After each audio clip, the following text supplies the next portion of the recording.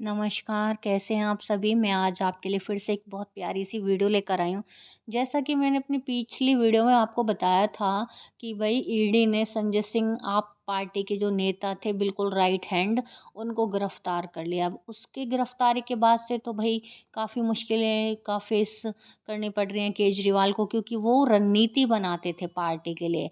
अब देखते हैं केजरीवाल का क्या होगा। फिर अब आगे बढ़ते हैं। आज फिर न्यूज़ देखी, टीवी ऑन किया तो पता चला रणवीर कपूर जो कि ऋषि कपूर की आन बान शान है, वो भी ईडी की रडार पे हैं, उन्हें भी सम्मन भेजा है। 6 अक्टूबर उनको भी रायपुर के ऑफिस में पेश होना है। अब उन्होंने कौन सा कांड कर दिया भाई, जब तक न्यूज़ वालों ने बता नहीं दिया ना, मेरा दिमाग चकरा गया। हो क्या रहा है ये?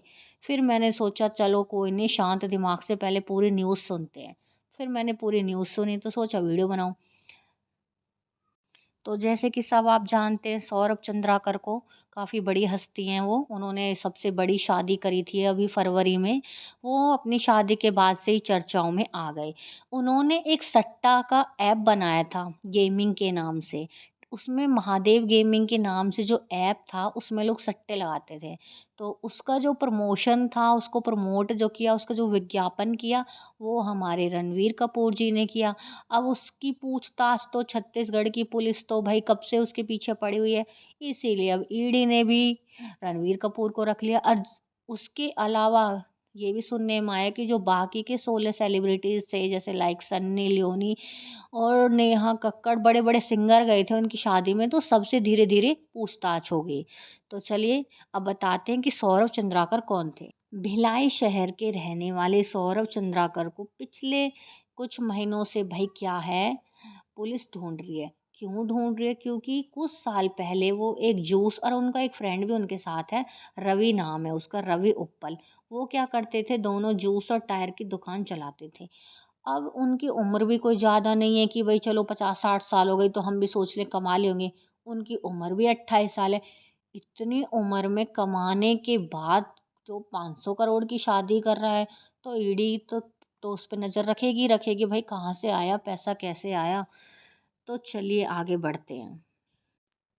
उन्होंने एक ऐप बनाया, उसका नाम रखा था उन्होंने महादेव गेमिंग बैटिंग नामक, ऑनलाइन सट्टेबाजी का ऐप था। और उसका वो कहाँ से चला रहे थे, वो उसको दुबई में बैठ के, जिसका सालाना कारोबार 20,000 करोड़ से अधिक का बताते हैं। कि उससे जो उनकी अर्निंग हो रही थी साल की, वो 20,000 करोड़ से भी ज़्यादा थी। और बताया जा रहा है कि उनकी जो शादी हुई थी फरवरी में दुबई में, काफ़ी बड़ी और आलीशान शादी का आयोजन किया था।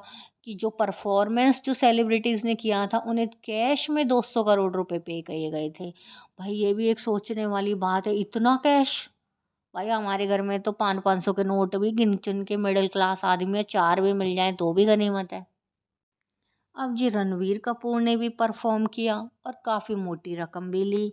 इसीलिए ईडी ने उन्हें सम्मन, अपनी पूछताछ के लिए सम्मन भेजा है कि 6 तारीख के अंदर अंदर, 6 अक्टूबर तक उन्हें रायपुर एजेंसी के ऑफिस में पेश होने को कहा है।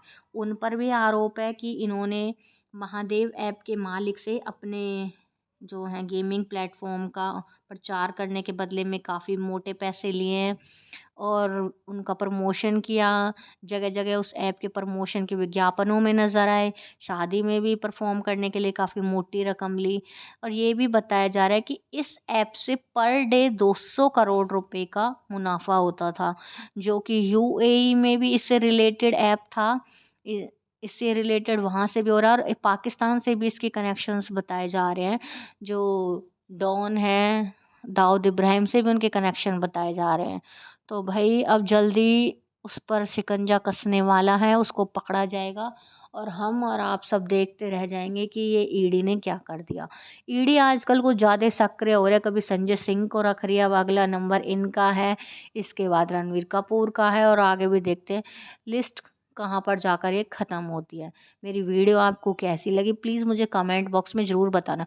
और प्लीज़ इस तरह के सट्टेबाजी वाले जो ऐप होते हैं ना, वो भी हम जैसे लोगों की वजह से ही चलते हैं।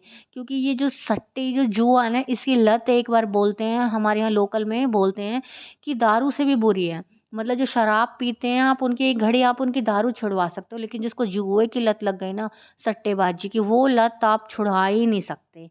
चाहे वो किसी भी तरह से, चाहे वो ऑनलाइन खेल के हों या रोड पे बैठ के जो लोग कई बार खेलते हुए दिख जाते हैं वो हों, या कोई और कैसीनो में हों, आप उस आदत को नहीं हटा सकते।